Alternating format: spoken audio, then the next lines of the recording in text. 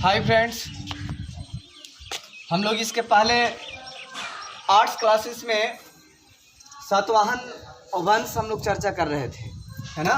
सातवाहन वंश में हम लोग चर्चा कर रहे थे और इसके पहले जो हम लोग हिंदू बायोलॉजी की ओर से पढ़ाया गया था, है ना, इसके पहले पढ़ाया गया था सातकर्णी प्रथम के बारे में। आज हम लोग को जो चर्चा करना है, चूँकि रिवीजन तो नहीं कर सकते, है ना। सातवाहन वंश में सातकर्णी प्रथम के बारे में हम लोग पढ़ चुके थे। आज हम लोग को सातकर्णी प्रथम के बाद से हम लोग को चर्चा करना है। आइए हम लोग चर्चा करते हैं कि सातकर्णी प्रथम के बाद जो सबसे अब तक के जो सबसे महान शासक बने उनका नाम था गौतमी पुत्र सातकर्णी। क्या नाम था? गौतमी पुत्र सातकर्णी। गौतमी पुत्र सातकर्णी, यानी कहने का मतलब सातवाहन वंश में हम लोग बहुत सारा शासक का चर्चा किए। जैसे में देखिए, सातवाहन वंश का संस्थापक सिमुक के बारे में चर्चा किए। सिमुक के अलावे अगर देखा जाए तो हॉल के बारे में चर्चा किए। उसके बाद सातकर्णी प्रथम के बारे में चर्चा किए। लेकिन सातवाहन वंश में जितने भी शासकों के बारे में आप लोगों को बताए हैं, उसमें अब तक के सबसे महान शासक गौतमी पुत्र सातकर्णी थे, है ना। सातवाहन वंश में जितने भी शासकों के बारे में पढ़े हैं, उसमें अब तक के सबसे महान शासक कौन थे? गौतमी पुत्र सातकर्णी। कौन थे? गौतमी पुत्र सातकर्णी। आपको बता दें कि ये जो गौतमी पुत्र सातकर्णी जो सबसे महान शासक थे सातवाहन वंश के, ये गौतमी पुत्र सातकर्णी, है ना, के विषय में विस्तृत जानकारी, अच्छी जानकारी, बढ़िया जानकारी, है ना, विस्तृत जानकारी नासिक प्रशस्ति से मिलती है। इसका मतलब नासिक प्रशस्ति क्या है? तो नासिक प्रशस्ति एक ग्रंथ का नाम है ना। नासिक प्रशस्ति क्या है? ग्रंथ का नाम है। याद रखें, नासिक प्रशस्ति। नासिक प्रशस्ति यह एक ग्रंथ का नाम है और इसी नासिक प्रशस्ति ग्रंथ में गौतमी पुत्र सातकर्णी के बारे में विस्तृत जानकारी मिलती है। बाबू आपको बता दें कि ये जो नासिक प्रशस्ति जो ग्रंथ है, इस ग्रंथ का रचनाकार जो थे ये गौतमी बलश्री, जो आपका गौतमी पुत्र सातकर्णी के माता थी।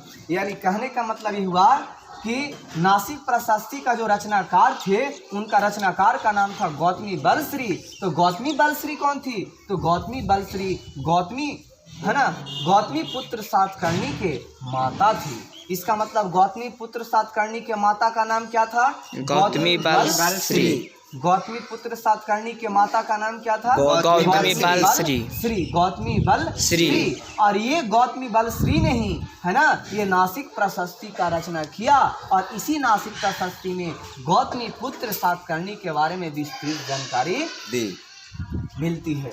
अब यहाँ पर हम लोग देखा जाए, ज़्यादा डिटेल तो नहीं बता पा रहे हैं आप लोगों को, है ना। अब उसके बाद देखिए रचना किया।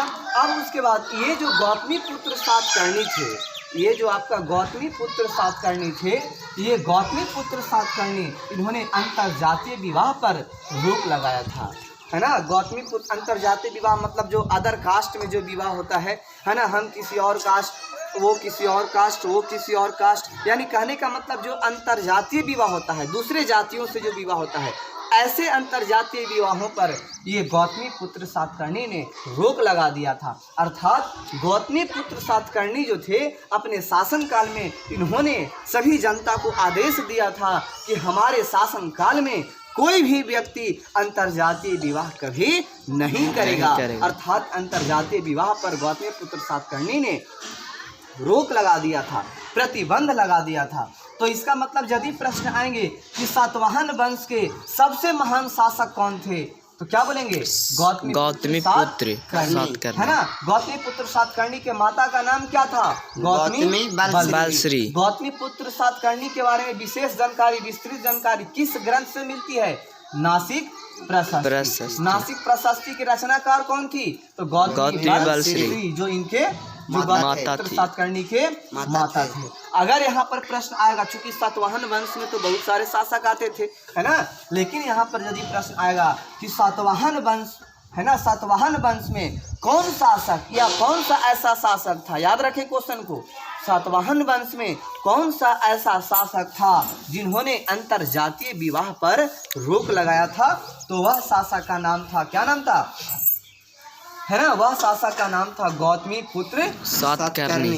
सातकर्णी। वह शासक का नाम क्या था? गौतमीपुत्र सातकर्णी। यानी कि गौतमीपुत्र सातकर्णी ही जो शासक थे जिन्होंने सातवाहन वंश में अंतरजातीय विवाह पर रोक लगाया था। आगे कहानी अगर देखा जाए तो सातकर्णी जो ये गौतमीपुत्र सातकर्णी जो थे, ये गौतमीपुत्र सातकर्णी अपने शासन काल में यानी गौतमीपुत्र सातकर्णी के शासन काल में, है ना, सर्वाधिक इन्होंने गौतमीपुत्र सातकर्णी अपने शासन काल में सर्वाधिक संरक्षण बौद्ध धर्म को दिया था, है ना। सर्वाधिक संरक्षण का मतलब सर्वाधिक जो मान दिया, सर्वाधिक जो, है ना, उन्होंने जो पालन किया गौतमीपुत्र सातकर्णी, वो थे बौद्ध धर्म। इसका मतलब हालांकि ऐसा नहीं कि दूसरे धर्म को दंडित ये करते थे, अगर वास्तव में अगर देखा जाए तो गौतमीपुत्र सातकर्णी भी एक धर्मनिरपेक्ष शासक थे।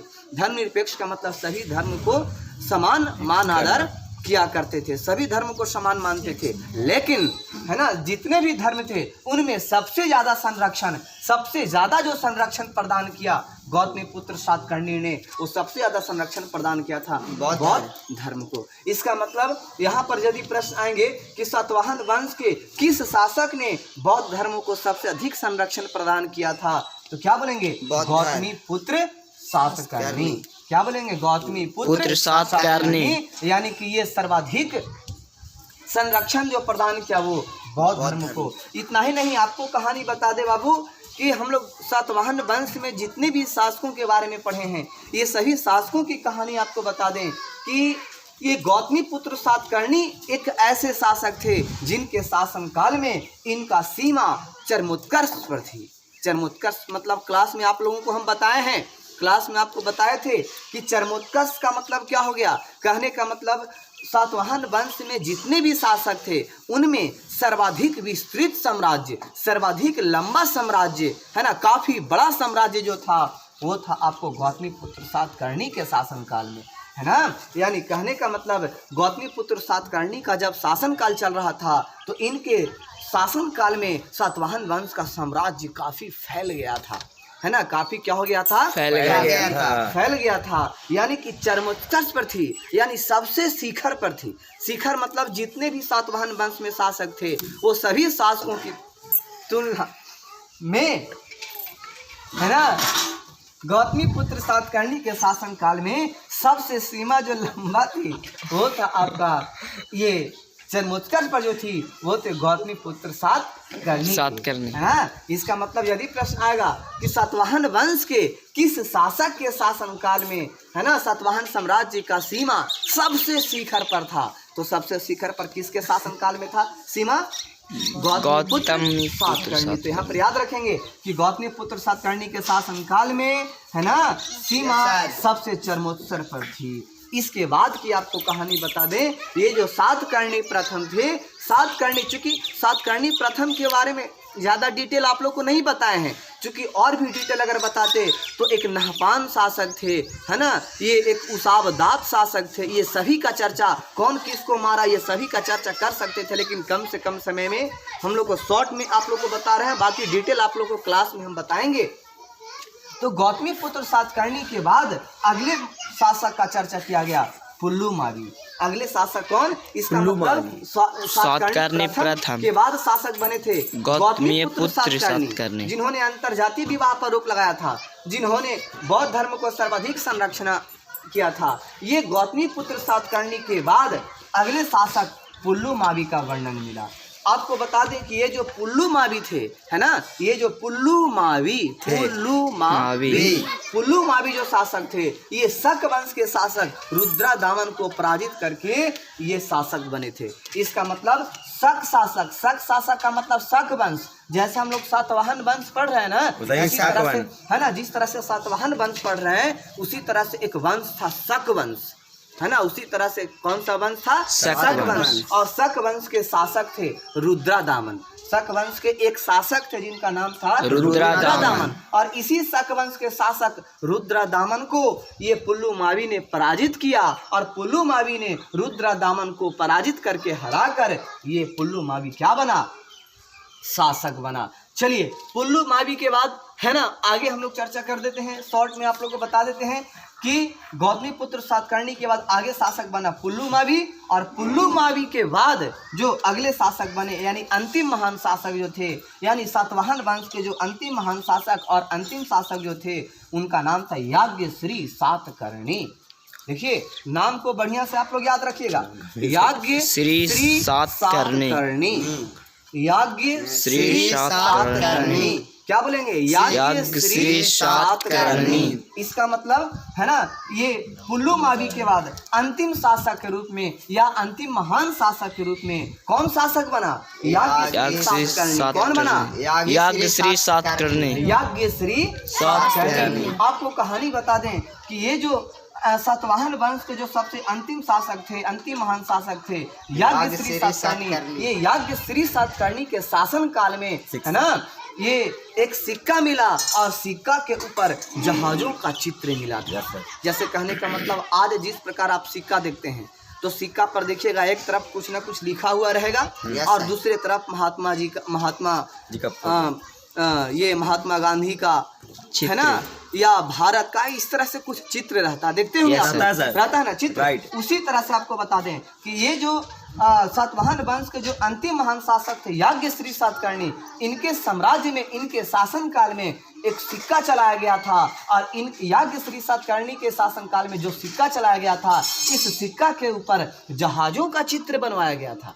किसका चित्र बनवाया गया? जहाजों का चित्र। इससे विद्वानों ने यह निष्कर्ष निकाला, जब सिक्का के ऊपर जब जहाजों का चित्र देखने को मिला तो विद्वानों ने ये समझा, विद्वानों ने यह निष्कर्ष निकाला कि लगता है कि याज्ञश्री सातकर्णी के शासन काल में सातवाहन वंश में विदेशों से भी है ना व्यापार किया जाता है ना, यानी ये जानकारी मिला। जैसे आज विदेशों से व्यापार, आज हम लोग को अमेरिका से व्यापार करना है ना, जापान से व्यापार करना है, तो इसके लिए जहाज आवश्यक है ना। तो उसी तरह से ये याज्ञश्री सातकर्णी के शासन काल में एक सिक्का चलाया गया था, और इनके सिक्का के ऊपर किसका चित्र था?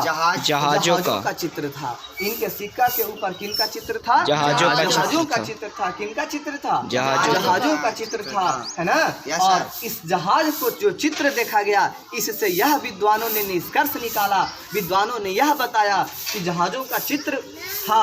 इसलिए विद्वानों का कहना था कि लगता है कि सातवाहन वंश में विदेशी व्यापार का भी प्रचलन था, और इसी विदेशी व्यापार के प्रचलन के उद्देश्य से ही जहाजों का चित्र बनाया गया था। अब इसके बाद आपको हम पहले बताए थे कि सातवाहन वंश जैसे ही लास्ट होगा, अंत होगा, तो आप लोग को है ना मुख्य बिंदु जो बोर्ड लेवल का जो इम्पोर्टेंट प्रश्न होगा, हिस्ट्री, ज्योग्राफी, पॉलिटिकल, साइकोलॉजी, हाँ होम साइंस, चाहे जो भी हो, हर सब्जेक्ट को सिर्फ अब इम्पोर्टेंट के रूप में बताएंगे। इम्पोर्टेंट प्रश्न आप लोगों को बताएंगे। इसलिए सातवाहन वंश के बाद अब सिर्फ हम लोग VVI टॉपिक हम लोग को चर्चा करना है। धन्यवाद। फिर हम लोग परसों पढ़ेंगे।